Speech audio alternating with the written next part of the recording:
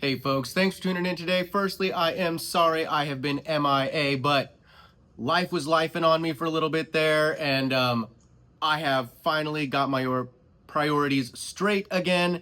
I will be doing my weekly uploads, hopefully bi-weekly. We'll see what I can manage with what I've got going on my plates. But the cool part is I got to get round 2 in on that crazy cover-up tattoo with the snakes and the skull and the dagger and the rose.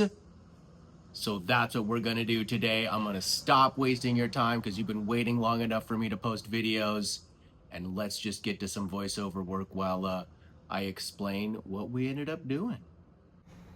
So as you guys probably remember, this was a super gnarly beginning to a cover-up project, and of course, as you can see, it's really hard to see. No lie.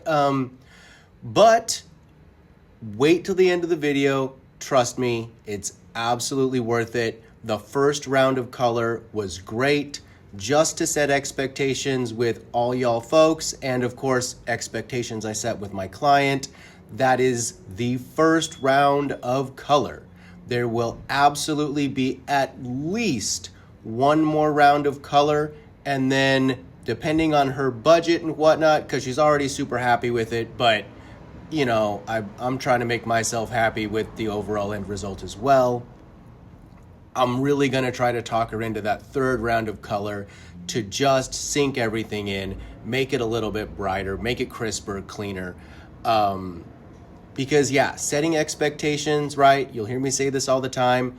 Informed clients are happy clients. And even if they choose not to come in for that final round of color, they'll understand in the coming years, or maybe even the next coming 3 to 6 months, why I suggested it. And it might take her another year to 18 months to come back in for that final round of color, and that's fine. That's not going to change anything at all. But because this original tattoo was just so dark and burly, I would prefer to do just 3 full color blasts over it.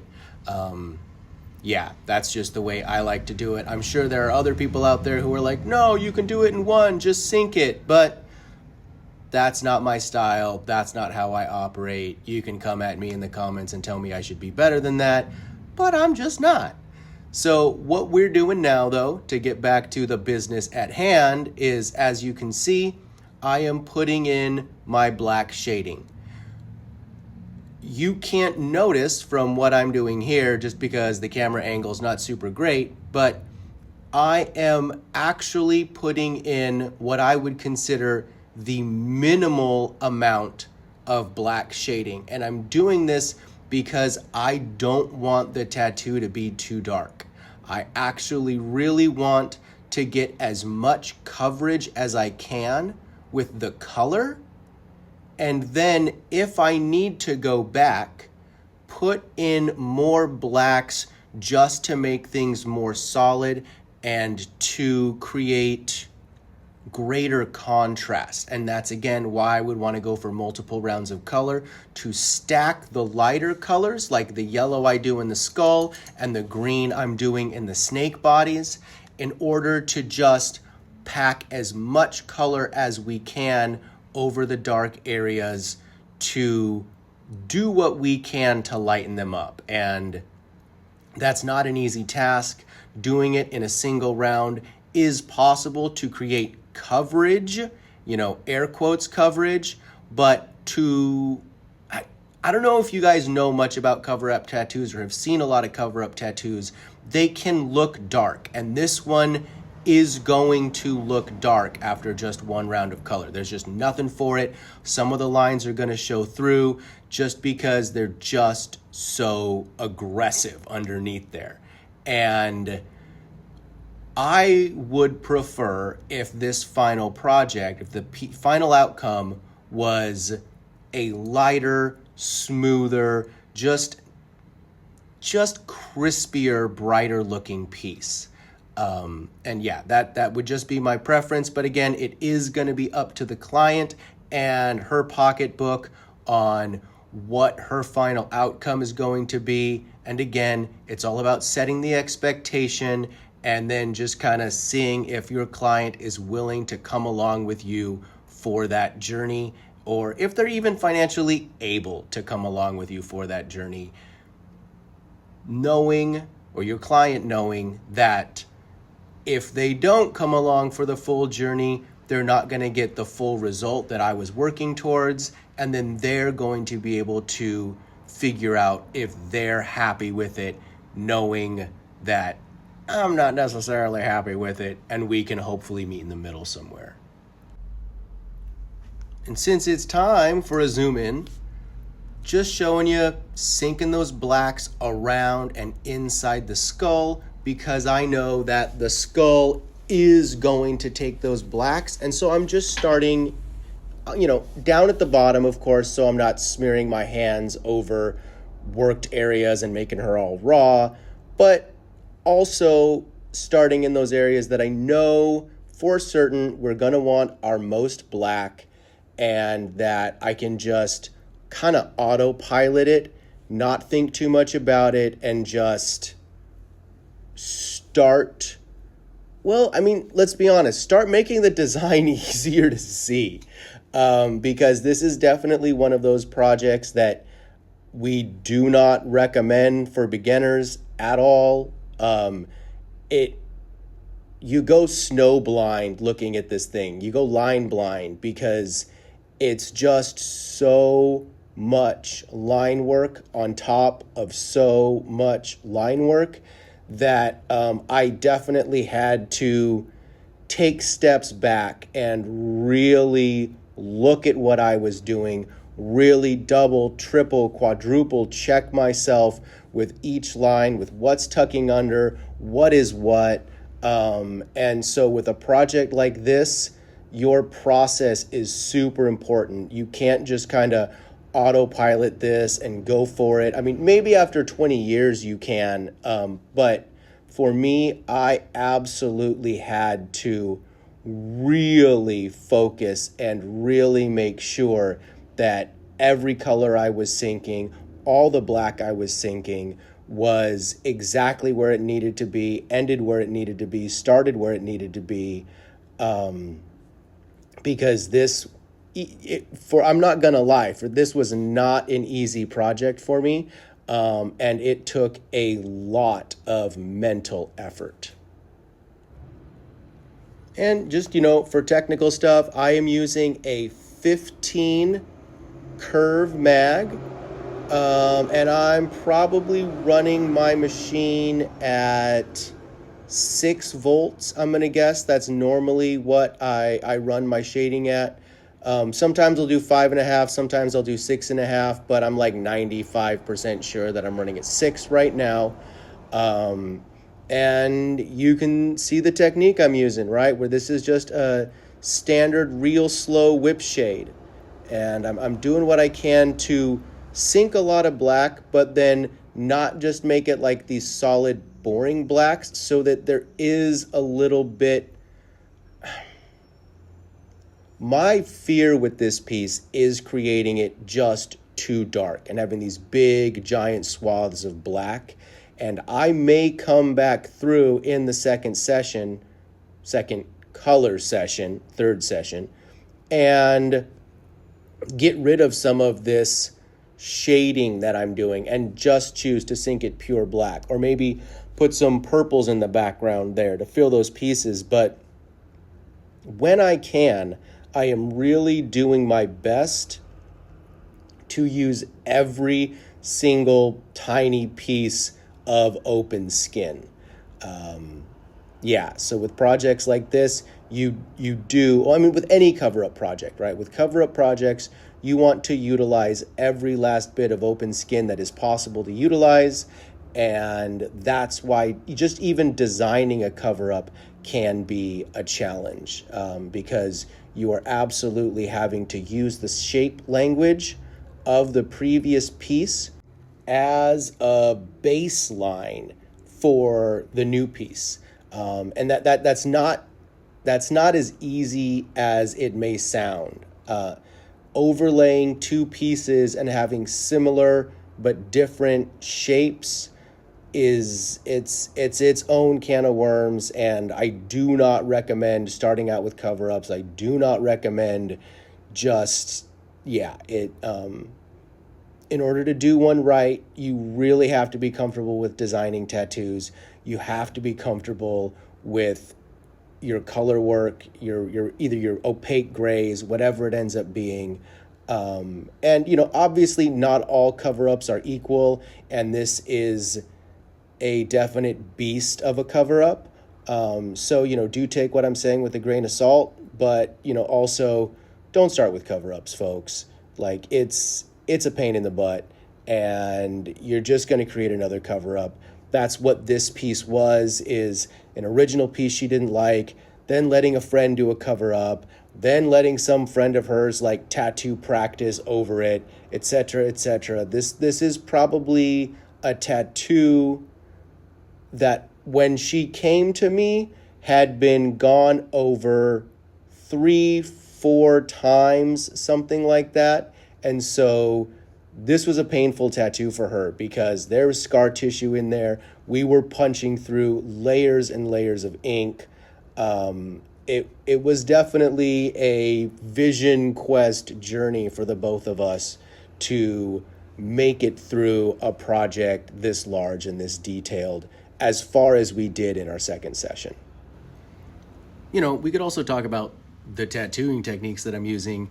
As you can see, I'm just whipping things out nice and gentle, right? Building that black up, sinking it right up against that line, using a few different techniques, using my whip shading. And then because I didn't really like how individualized some of those whips were, I'm going through and just using like a pendulum style shade just at the end there, just to kind of, whip it out really quick. And then using like the most minimal black that I can on these edges here, like around the outside of this.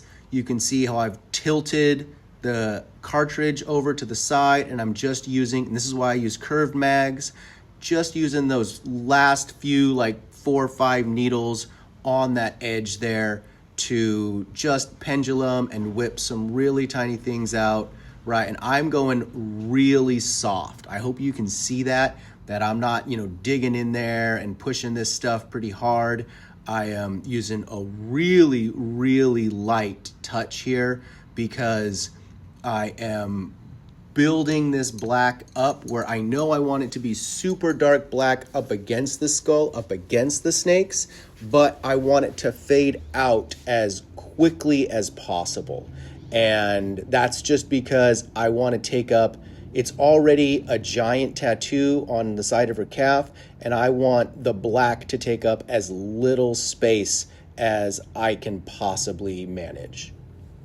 Again, notice how you're seeing me actually not use the entire cartridge, but again, I'm just using that edge, and that's because I know that'll sink the darkest blacks right up against the area, and then by tilting that cartridge just that little bit, the machine at that left-right angle instead of front-back angle, that gives me the ability to just already have sort of a feathered look as I am getting a nice dark line up against the piece and still able to move the machine in that back and forth sort of pendulum style technique.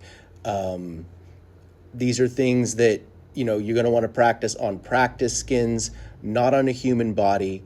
But right here we are where you can see me tilting the machine left and right again, to just get those edges right, where I'm just tucked in, whipping out, doing what you'd expect, but then also really just using either the right corner or the left corner of those needle grouping there, and just getting the bare minimum of black shading, because you'll notice I've got some line work poking out, from behind, as it were, the design. And, like in between where you can see my middle finger on my left hand there's that line going between those two leaves, and then that other little circle that's the vine underneath those leaves that pokes out.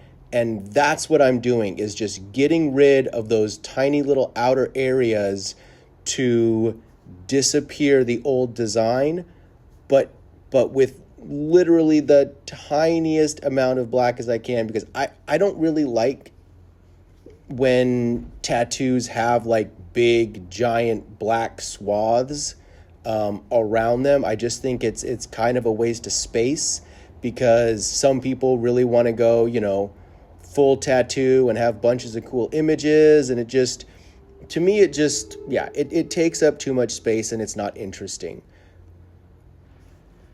But that's what I'm doing, is just taking my time to clean that up and push black in right into all my little corners and help the, I guess we'll call it like the silhouette of the image, just be housed in as small a black housing as possible, while still giving it a nice solid housing, right? Definitely not something to be afraid of using black, but it's probably just a personal preference not having a big solid swath of black around a tattoo, and just having the innermost crevices, I guess we'll call them, of the tattoo be black and fading out as quickly as possible, just because I think it looks the best. Here I am again using that more pendulum style technique to just sort of blend in any of those whips that might look a little bit separate from each other, using a extremely light touch, again 6 volts, 15 curve mag, and really light hand pressure when you see me going opposite the original direction in that kind of cross-hatching technique. Right? Just sinking that edge in. You can see I'm not using the full needle grouping there, just using the edge. Now I'm using that full needle grouping as I kind of move towards the center there, right? Using the full flat needle grouping there, and just working my way around that semicircle. And as you can see, when I wipe this here, you'll notice that I do have those stroke streaks. I'm not really sure what you want to call those, right? You can see those individual strokes. And then instead of just like working it as a whip shade, this is where I go opposite in that cross-hatching style and just really, really lightly kind of blend the very outermost thing. And this is all being done with pure black ink, right? I am not switching to a gray wash at all for this. This is all just machine speed and lightness in my hand technique with how hard I'm choosing to push.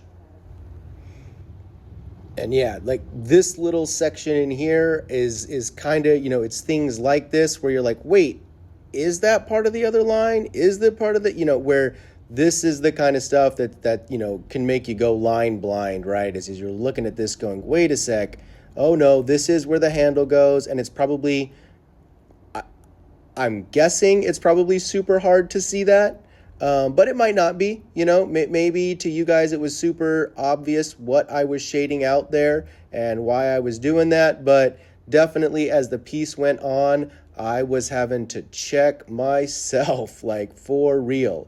There was definitely a lot of, not second guessing, but double checking, right? There was definitely a lot of that in this piece for me, and so that's why I'm just being so adamant about not starting out with pieces this complex. It's also why a lot of tattoo artists don't even do cover-up tattoos, because setting client expectation for how long this stuff is going to take, how expensive it's going to be, and what the final outcome, what's possible with the final outcome, it's a really hard talk to have with people sometimes. And sometimes folks who get tattoos that need cover-ups aren't super happy about having to spend the kind of money you have to spend in order to get a good cover-up tattoo. That's kind of why they have a tattoo that needs a cover up in the first place. That being said, this client's amazing. She's super awesome.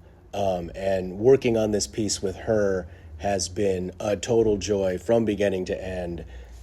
She's just been great. She's so stoked to have this thing covered. And so that's why it is so important to really make sure that you're in alignment with your clients, that your clients are informed, that everybody knows what they're getting out of this. Because, yeah, people like it, you can't just take every job. And I was not certain I even wanted to take this job when she showed me the original piece and, you know, how much for a cover up, right? In the DMs. And, but because she was so receptive, because, she absolutely understood what she was in for. And when I started, you know, giving her my spiel, she didn't balk at anything. She knew what was up. She knew what the pricing was going to be like roughly.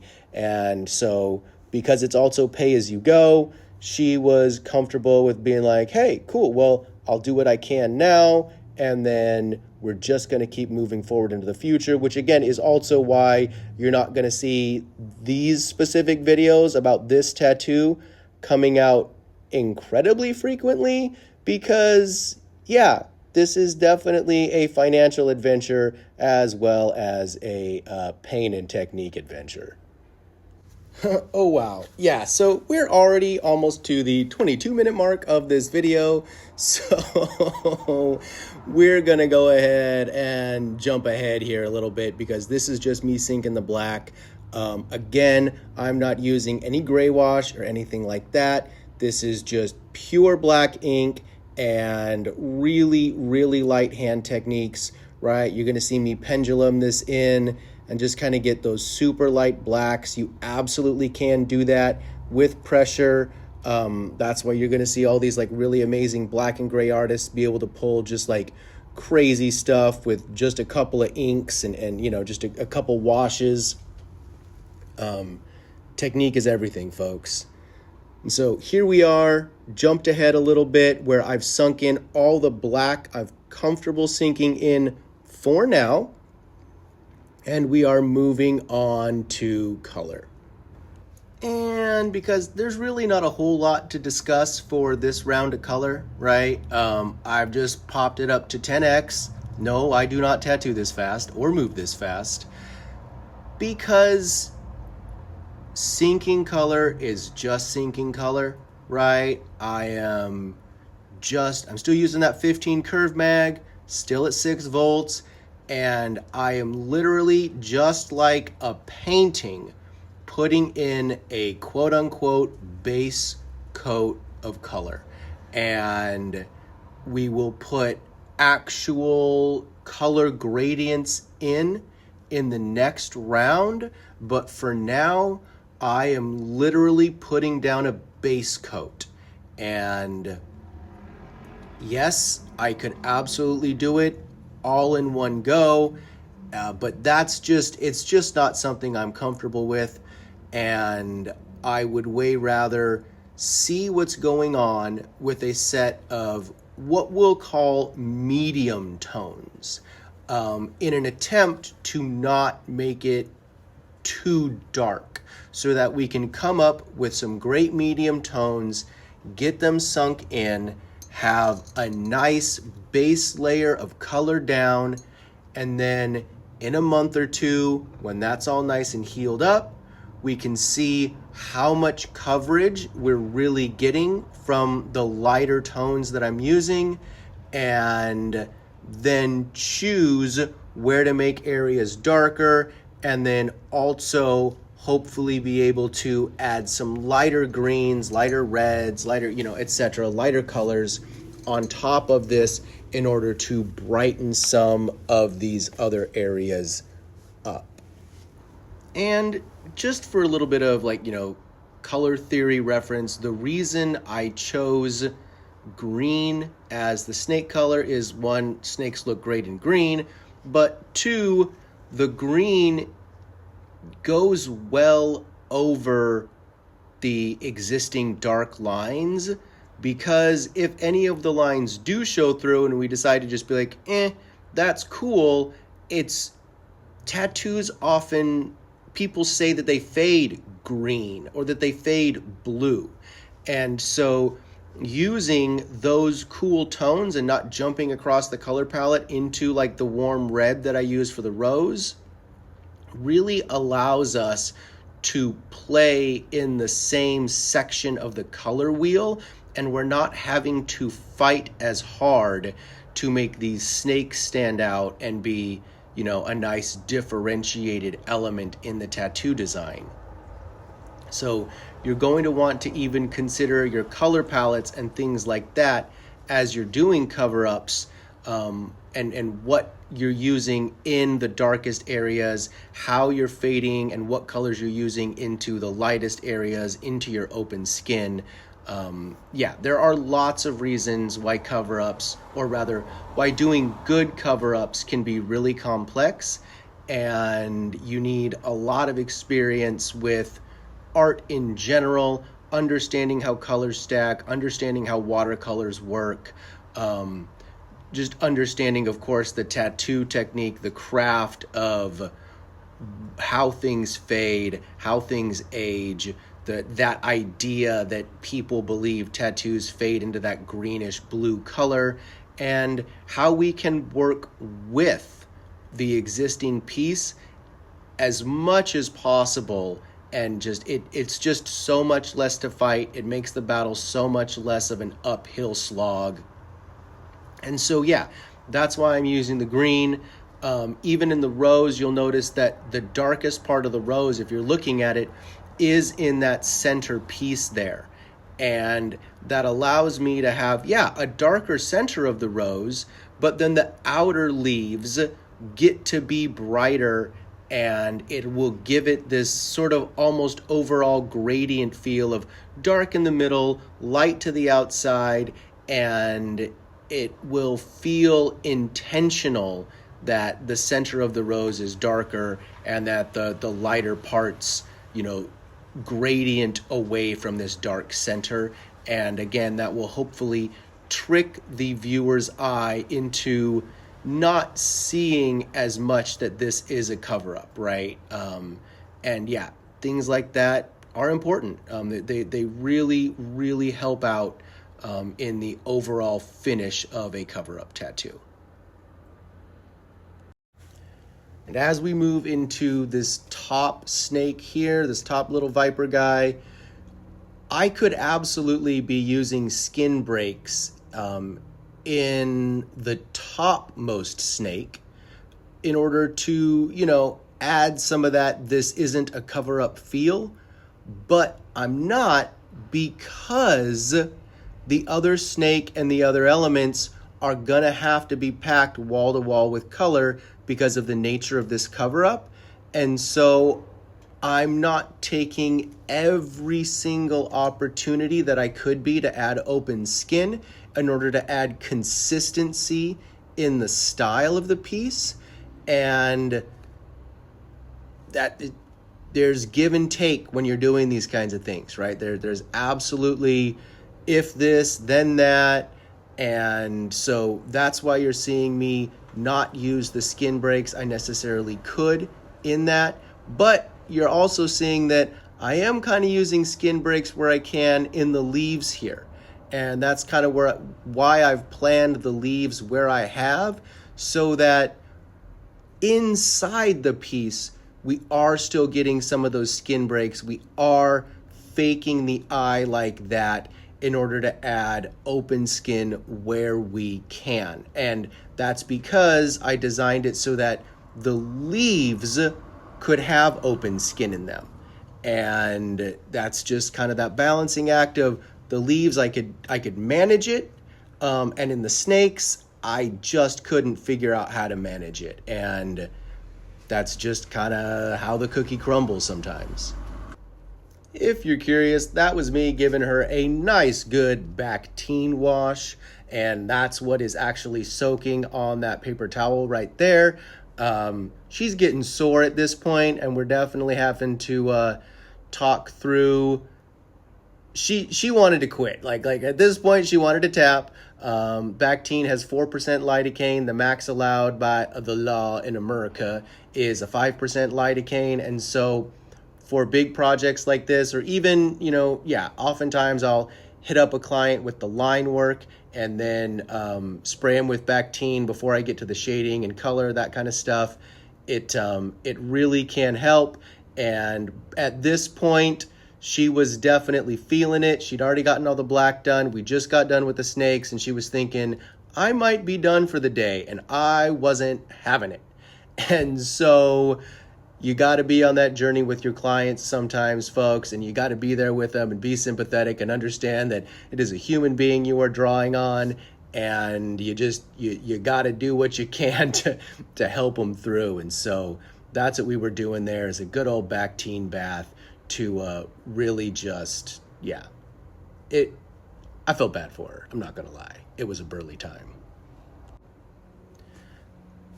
But what's cool is watching this nice, rich yellow sink in. It looks like it's covering absolutely amazing and like it's not going to shine through. It will. The old tattoo will absolutely shine through this.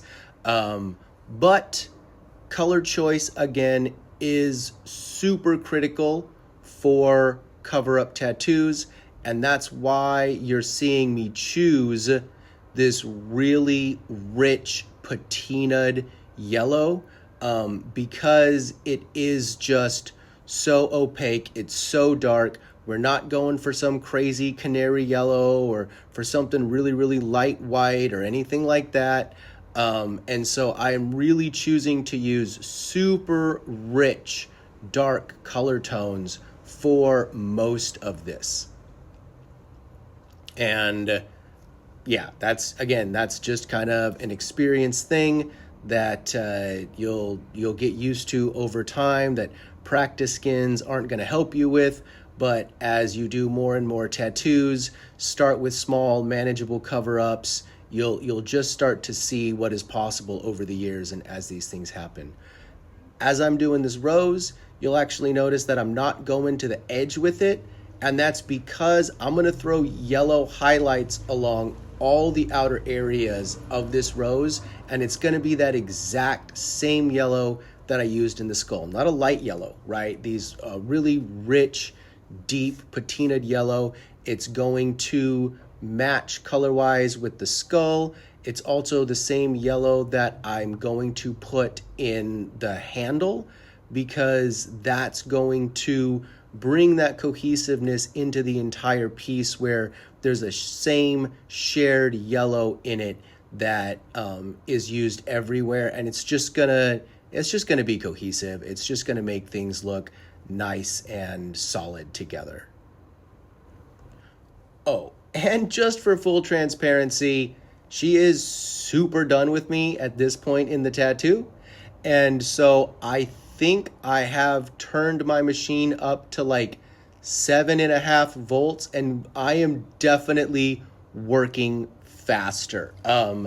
Obviously this is still at 10x, but if you go back and watch the video where I am doing the part of the snakes, I'm not going as fast during the snakes, and you can even tell in the 10x, right?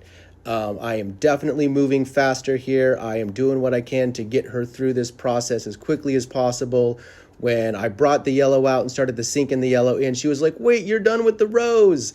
And this is, where you get all those memes about your tattoo artist lying to you that we're almost done. Trust me, you did great. We definitely had to play some mind tricks here with this piece to get it to happen. But she was a beast. Like, I cannot overstate how burly this woman was and how she really just muscled through this project with me. And, at the same time, not to toot my own horn, but it is about being there with your client, just coaxing them through it, walking them through, being there for them emotionally as well, because some pieces are not easy to get through. Some sessions are worse than others. Some fly by like a super fun day at the park, and others it's like pulling teeth, and it's not the client's fault. It's just a hard day. And this was definitely a lot to do on one person in one day, but I was determined to get a good base coat in, and she was there with me for it, guys. Choosing your clients well and not picking every piece is worth it. I know in the beginning it sounds like that's a hard sell for a lot of us who need to pay rent and you know, have bills and kids and, you know, whatever else have you, but really truly it's going to serve you so well in the future to just get used to that whole thing. And yeah, finding your tribe is so important. Setting client expectation is so important, and it gets you results like this. And yeah, I'm super happy with these results. I really like how this second session turned out. But if you have any questions in the comments, you know, let me know. I'm here for it.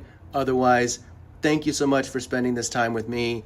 Like, obviously comment, subscribe if you haven't, because I'm going to be doing more videos like this. But first, you're going to see us doing that Amund Dietzel video on getting back to our American traditional drawings. Thanks for watching, folks.